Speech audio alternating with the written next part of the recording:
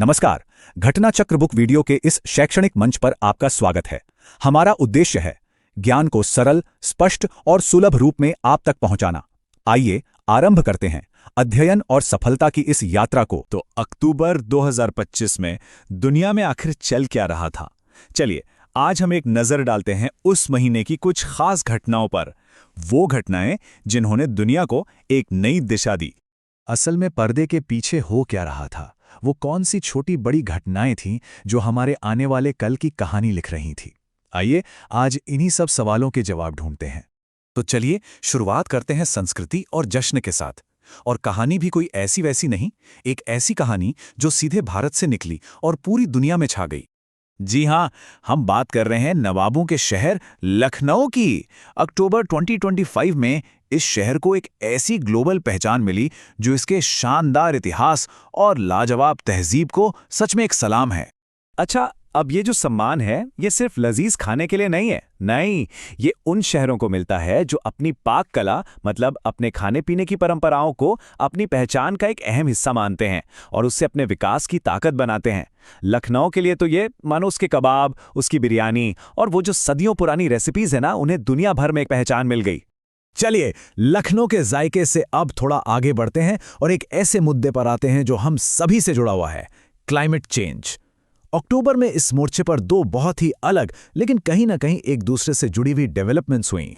तो देखिए, एक तरफ तो साइंस इस प्रॉब्लम की जड़ तक पहुंचने की कोशिश कर रहा था। ब्राजील में एक प्रोजेक्ट शुरू हुआ, Amazon FACE। इसमें यह पता लगाया जा रहा था कि धरती के फेफड़े कहे जाने वाले अमेज़न के जंगल बढ़ते कार्बन डाइऑक्साइड पर आखिर रिएक्ट कैसे कर रहे हैं। और वहीं दूसरी तरफ वर्ल्ड इनइक्वालिटी लैब की एक रिपोर्ट आई जो हमें याद दिलाती है कि क्लाइमेट चेंज का असर सब पर एक जैसा नहीं होता। ये रिपोर्ट समाज में मौजूद असमानता को सामने लाती है कि कैसे कुछ लोग इसका ज्यादा शिकार हो रहे हैं। मतलब समस्या को साइंटिफिकली समझना और उसके इंसानी असर को जानना दोनों ही बहुत जरूरी हैं। अब जरा कूटनीति की दुनिया में चलते हैं। अक्टूबर 2025 का महीना डिप्लोमेसी के लिहाज से काफी हलचल भरा था और इसमें भारत एक बहुत ही अहम खिलाड़ी के तौर पर सामने आया।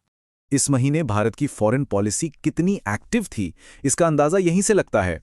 अमेरिका के साथ एक बड़ा डिफेंस एग्रीमेंट, रूस के साथ स्ट्रेटेजिक बातचीत, ईस्ट एशिया समिट में एक अहम रोल और बेलारूस के साथ कंसल्टेशंस। ये तस्वीर बिल्कुल साफ दिखाती है कि भारत एक मल्टीपोलर दुनिया में अपने रिश्तों को कितनी कुशलता से संभाल रहा था। और ये जो नंबर है 10, ये बहुत खास है। ये 10 साल भारत और अमेरिका के बीच हुए नए डिफेंस एग्रीमेंट का टाइम पीरियड है।